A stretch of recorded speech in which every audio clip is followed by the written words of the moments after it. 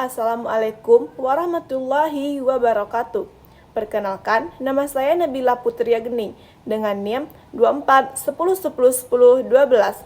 Saya dari Prodi Hukum Keluarga Islam. Video ini saya buat untuk memenuhi tugas ujian Hukum Internasional dengan dosen pengampu Bapak Ari Baktiwindi, MH.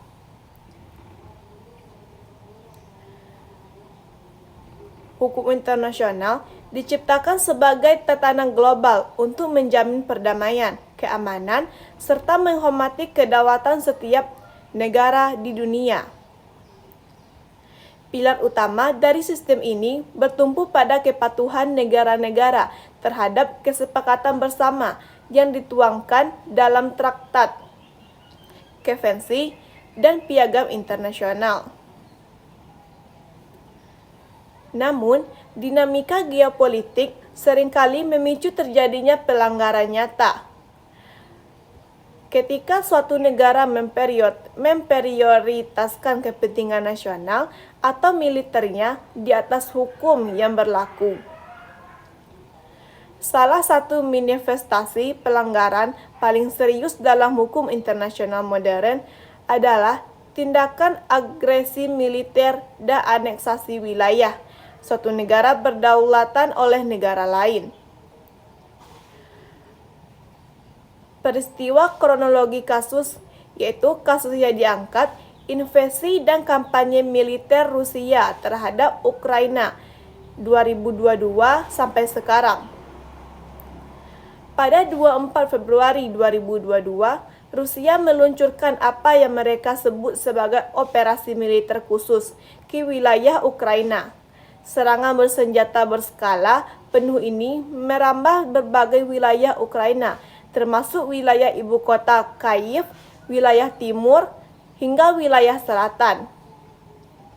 Konflik bersenjata ini terus bergulir dengan intensitas tinggi, melibatkan serangan rudal dan drone yang masif ke kota-kota besar, serta infrastruktur sipil. Rusia berargumen bahwa tindakan mereka merupakan bentuk pertahanan diri defensif sekelompok separatif di Donbas dan upaya mencegah perluasan pengaruh NATO. Namun, komunitas internasional, Sidang Umum PBB, serta Mahkamah Internasional secara tegas melihat peristiwa ini sebagai sebuah invasi ilegal yang murni melanggar kedaulatan negara tetangganya. Konvensi dan pasal yang dilanggar, tindakan militer Rusia dalam peristiwa ini secara langsung menabrak beberapa instrumen hukum internasional paling fundamental.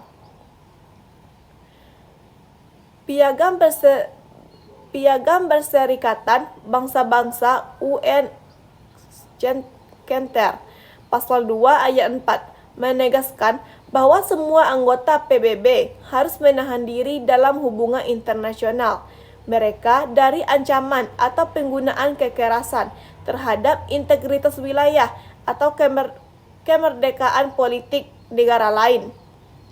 Pasal 2 ayat 3 mewajibkan seluruh negara anggota untuk menyelesaikan sengketa internasional mereka dengan cara damai sehingga perdamaian, keamanan internasional, dan keadilan tidak terancam. Konvensi Jenewa 1949 Hukum Humaniter Internasional dalam keberjalanan perang. Hukum yang mengatur tata cara berperang dilanggar melalui serangan yang mengenai wilayah publik. Pasal 51 dan 52 Protokol Tambahan Konvensi Jenewa melarang keras serangan militer yang diarahkan langsung kepada penduduk sipil dan objek sipil seperti rumah sakit, sekolah, jaringan listrik, dan pemukiman warga. Jadi, analisis kasus berdasarkan hukum internasional, jika dianalisis secara yuridis, formal, penggunaan prinsip hukum internasional, argumen pertahanan diri Rusia dinyatakan cacat hukum karena alasan berikut.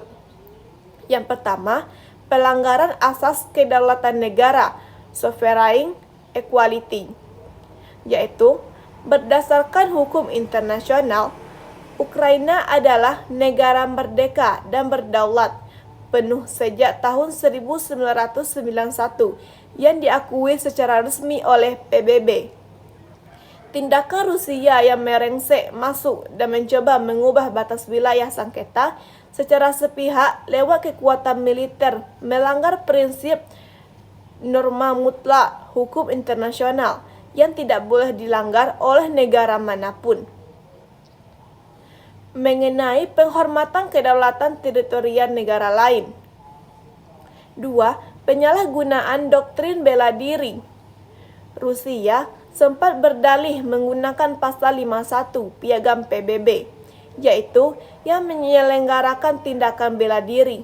Namun, secara hukum, hak bela diri baru aktif apabila ada serangan bersenjata nyata yang terlebih dahulu masuk ke wilayah negara tersebut.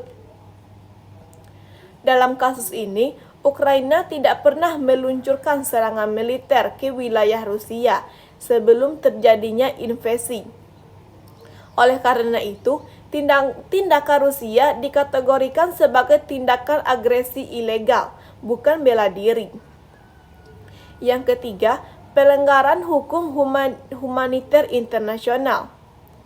Serangan udara, rudal, dan drone yang secara konsisten menghantam fasilitas energi dan area pemukiman sipil di Ukraina merupakan pelanggaran serius terhadap asas distingsi.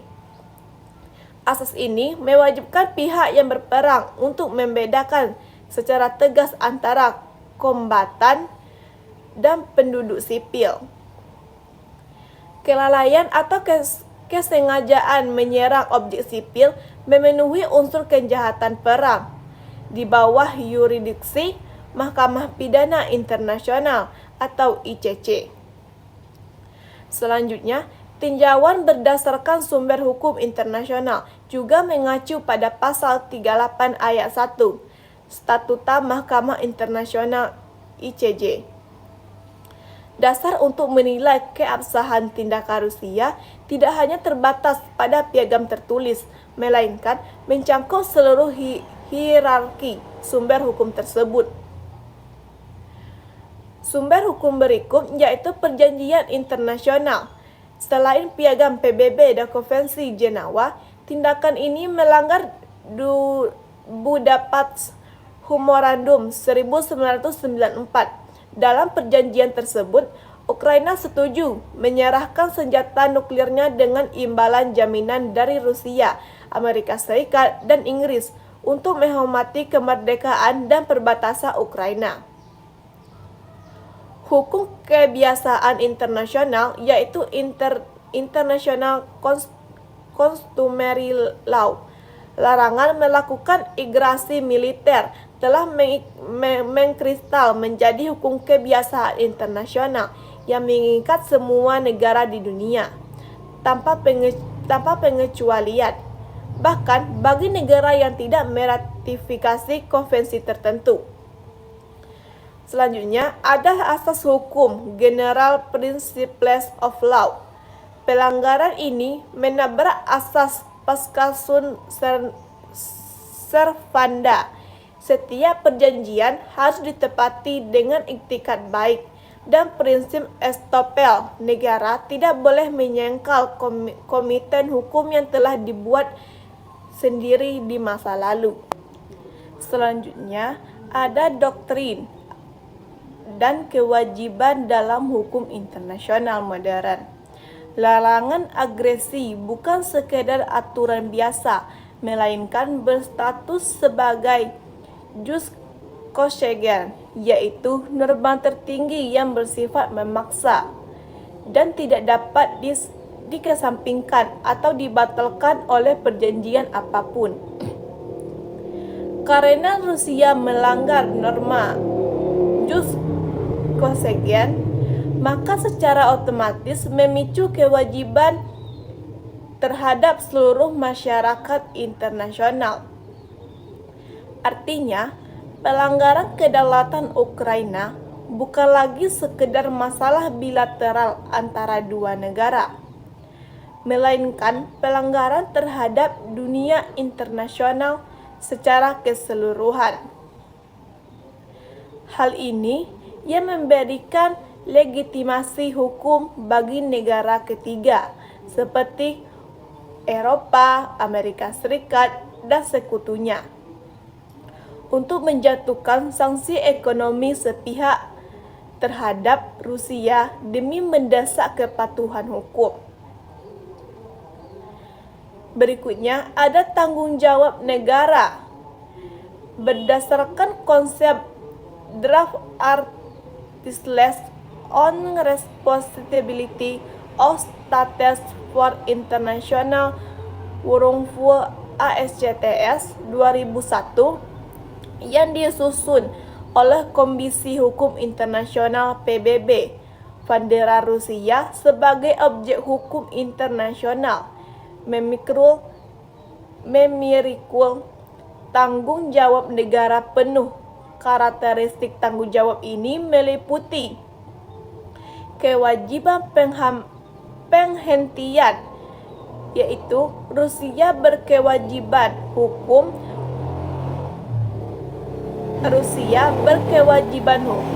untuk segera menghentikan seluruh operasi militernya tanpa syarat. Kewajiban reparasi. Rusia wajib memberikan ganti rugi penuh atas segala kerugian material maupun imaterial, termasuk biaya rekonstruksi infrastruktur sipil yang hancur dan kompensasi bagi korban jiwa Ukraina. Ada tanggung jawab pidana individu dan hukum pidana internasional. Hukum internasional memisahkan tanggung jawab negara dari tanggung jawab pidana individual bagi para aktor intelektualnya. Berdasarkan Statuta Roma 1998, para pemimpin politik dan komandan militer tidak dapat perlindungan di balik imunitas jabatan kepala negara.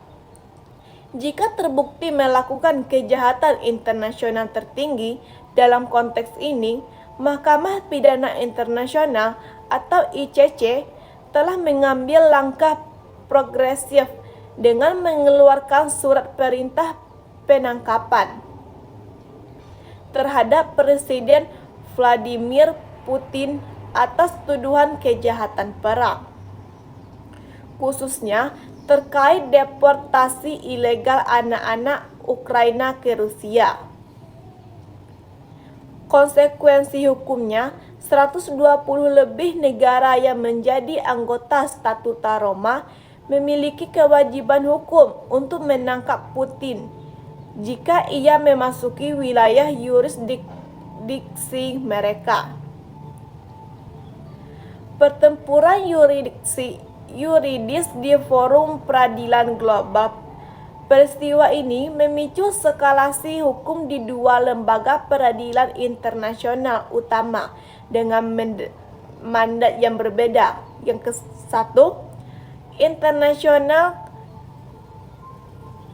International Court of Justice atau ICJ menangani sengketa negara-negara. Ukraina menggugat Rusia ke ICJ atas manipulasi Konvensi Genosida 1948, di mana Rusia menuduh Ukraina melakukan genosida di Donbas sebagai dalih invasi.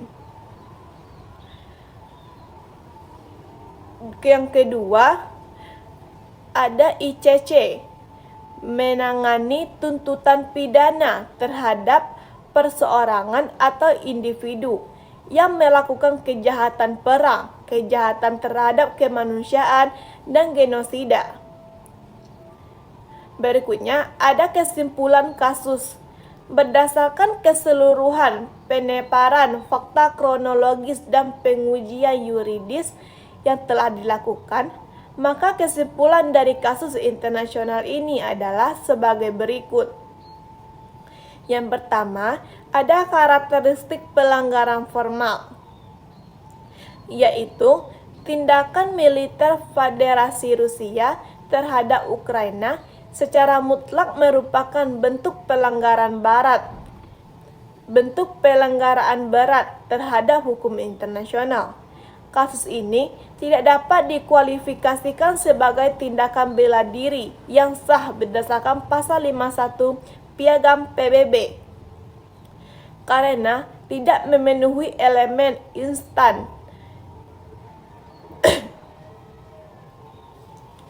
yaitu asas keperluan dan proporsionalitas. Sebaliknya, penggunaan kekuasaan bersenjata ini memenuhi seluruh unsur kejahatan agresi yang merusak sendi-sendi kedaulatan, integritas teritorial, dan kemerdekaan politik suatu negara berdaulat. Yang kedua, ada kegagalan fungsi keamanan kolektif PBB. Kasus ini menyingkap kelemahan struktural berdasarkan dalam tata hukum internasional modern, yaitu fungsi Dewan Keamanan PBB. Posisi Rusia sebagai salah satu dari 5 anggota tetap Dewan Keamanan yang membuat sistem keamanan kolektif sebagian menjadi lumpuh. Veto tersebut digunakan oleh Rusia sebagai perisai politik untuk memblokir setiap resolusi yang bersifat memaksa dan sanksi militer resmi dari PBB, sehingga penegakan hukum internasional tidak dapat dieksekusi secara instan, secara multilateral.